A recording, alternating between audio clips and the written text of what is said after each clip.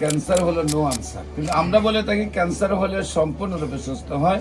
আপনারা আমাদের 20 বছরের আগের রোগীগুলো আদৌ সুস্থ আছে, সুন্দরভাবে সুস্থ আছে। আল্লাহর রসের সহমতে আমাদের অলরেডি 5,500 ক্যান্সার রোগী সুস্থ।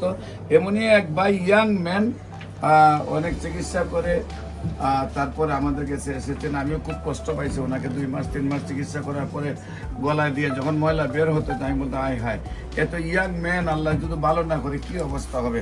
আল্লাহর অশেষ রহমতে আমরা যখন 4 মাস চিকিৎসা করেছি সবগুলা রিপোর্ট ভালো আসছে, সবগুলা রিপোর্ট আমাদের কাছে আছে। না আপনার কি হয়? ছোট ভাই। আপনার ছোট ভাই নাম কি? আফজাল হোসেন। আপনার নাম কি? আপনার পিতার নাম? সুলতান আহমেদ। আপনার মায়ের নাম?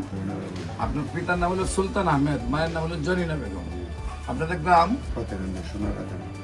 এখান দিয়ে সোনারগাঁ থানা, মানে নবাবপুর, নারায়ণগঞ্জ।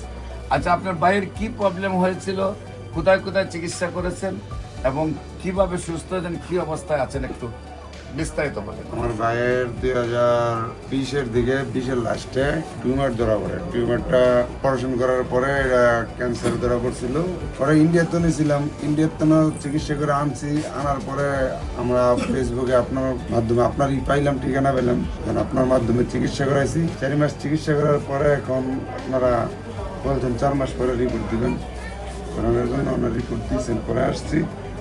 এখন রেজাল্ট আপনারা দেখলেন। আপনি এই 20 সাল থেকে এই পর্যন্ত চিকিৎসা কত টাকা ব্যয় করেছেন? ঠিক আছে, আর না বলি। না বলে মানুষ জানা দরকার আছে। ঠিক আছে, আর বলা কত টাকা গেছে আপনার? এটা বলার দরকার নাই স্যার। প্রায় 40 লাখ টাকা আপনার ভাই কান্না করে দিচ্ছে। এই অনেকটা পরিবার আছে যে উনি যে 40 লাখ টাকা খরচ করেছেন, এই 40 লাখ টাকা ধ্বংস হয়েছে। এই যে উনি কান্না করতেছেন, 40 লাখ টাকা ভাইয়ের জন্য ভাইয়ে খরচ করে আজকে সেই যদি ভালো হচ্ছে না। তারপর আল্লাহ রসের সম্মতে আমরা চিকিৎসা করেছি মাত্র 4 মাস, এখনো ওনার কণ্ঠ জায়গায় আসে নাই, যার ধরুন আমরা ওনাকে কথা কম বলাচ্ছি। বিশেষ করে কণ্ঠনালী দিয়ে সেটা গাই করে এখান থেকে পাইপ লাগানো হয়েছিল, সেইখান থেকেও প্রচুর পরিমাণে ময়লা। আমি যখন 1 মাস ওষুধ দিচ্ছি, তারপরে পর্যাপ্ত ময়লা আসতেছে, 2য় মাস ওষুধ দিয়েছি, তারপরে পর্যাপ্ত ময়লা আসছে, কিন্তু ওনাদের তো যাইবার কোথাও স্থান নেই। ওনাদেরকে যখন দেখছে যে ওনারা ইন্ডিয়া থেকেও 40 লক্ষ টাকা খরচ করে ওনারা আর যাইবার জায়গা নেই, তখন আমার এখানেই পড়ে আছে যে ভালো হোক বা নাই হোক, এছাড়া কোথায় যাব। আল্লাহ রসের সহমত আমি ওনাদেরকে সাহস দিয়েছি যে আপনি ভয় পাইেন না, যাইবার আর কোথাও আপনার স্থান নাই।